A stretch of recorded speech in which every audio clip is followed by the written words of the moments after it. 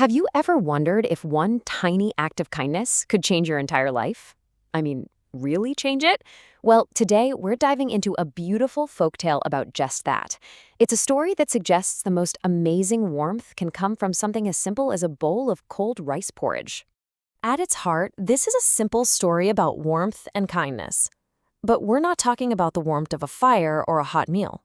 No, this is about the kind of warmth that comes from inside, from a compassionate heart.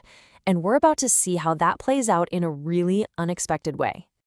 Okay, so to really get this story, you need to know about the setting. It all happens during the Cold Food Festival. And the name says it all. No fires are allowed, no cooking. Everything you eat is cold. Just try to imagine that for a second. That chill, not just in your food, but deep in your bones. You need to remember that feeling, because that total lack of physical warmth is what makes everything that happens next so powerful. So in this chilly, fireless world, we meet our main characters, Afu and Ame. They are a kind, hardworking couple. But, the real question is, how do you keep your heart warm when the world around you is literally, and maybe even figuratively, freezing cold? And this really paints a picture of their life, doesn't it? On one side, you've got their reality, a rundown hut, an empty rice jar, hands literally swollen and red from working in the cold. But then look at the other side, their inner richness, sincere hearts, honest hard work, and this incredible, unwavering kindness. This contrast right here is what drives the whole story. So it's the festival, a time when you're supposed to make offerings to the gods. And this is all they have. An altar with a broken leg propped up on some bricks, a cracked bowl with the very last of their food, just some watery, cold congee, and a single thin stick of incense.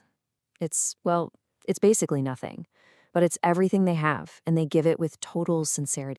The couple says their prayer over this meager offering, putting all their hope into it. But it really makes you wonder, right?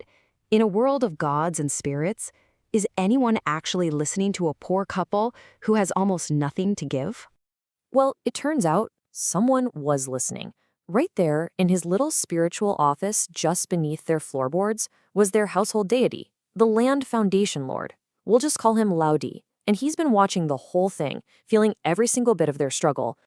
And right here, we get a peek into how a deity thinks. He sees the fancy, expensive offerings from their rich neighbor next door, but to him, it all has this moldy stench of corruption. But then, he looks at Afu and Ame's bowl of watery congee, and he feels warmth. It becomes so clear that for this god, the price tag on a gift means nothing. It's all about the heart of the person giving it. So, just as the night gets even colder and a storm starts to roll in, the story takes a huge turn. A sound cuts through the silence, a knock at the door. What they do next is just an absolute masterclass in kindness. First, they see this freezing old man and immediately invite him in, no questions asked.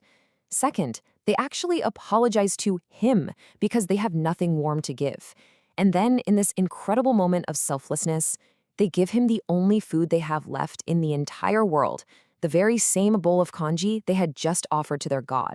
This one act, giving away the absolute last thing they had, is about to change their lives forever. And they're going to get a little help from an unseen friend.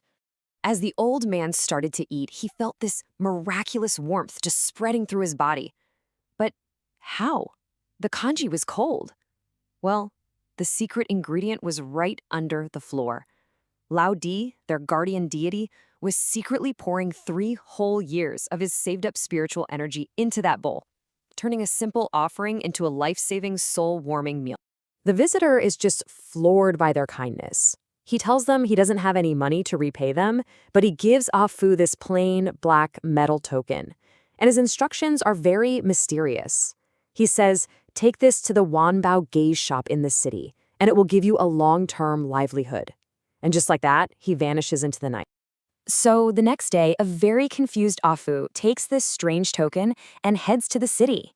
He has no idea that this little piece of metal is about to unlock the reward for their incredible act of kindness. And the reveal is just fantastic. The shopkeeper sees the token, and his jaw hits the floor. It turns out that old man wasn't just some lost traveler. He was a powerful, retired government minister and the secret owner of the whole business.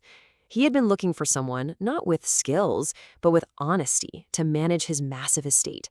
And in that cold, leaky little hut, he found exactly what he was searching for. So let's just pause here for a second and remember where they started. A wobbly altar, a single bowl of cold gruel, painfully swollen hands, and a home that could barely keep the rain out. That was their life. And now look at the after. It's a completely different world. A beautiful new home, a proper redwood altar with a roasted chicken leg on it, and their hands healed by a famous doctor. The turnaround is just breathtaking, and it all comes back to that one selfless moment with a single bowl of congee. So, what about our friend downstairs, Lao Di? The story comes full circle right back to him. And let's just say he is very, very happy with his new and improved living situation. And he really gets the final word, which sums up the entire lesson perfectly. The warmth was never in the food, it was in the heart. And their new wealth wasn't just luck, it was the payoff for their diligent, honest character. It's such a powerful reminder that real, lasting fortune is always built on who you are inside. So what are the big takeaways from this incredible story? Well, I think there are three. First, good deeds are always noticed. Sincere kindness is never, ever wasted, even if you think no one's watching. Second, intention is everything. The spirit behind a gift matters so much more than its price. And finally, that even in the coldest, darkest times, the fire from a warm heart can light up the whole night. And that leaves us with this final thought. A warm heart literally transformed a bowl of cold congee into a miracle. It really makes you wonder, what's the cold congee in your own life? What tough situation or person in need is just waiting to be transformed by your own simple act of warmth?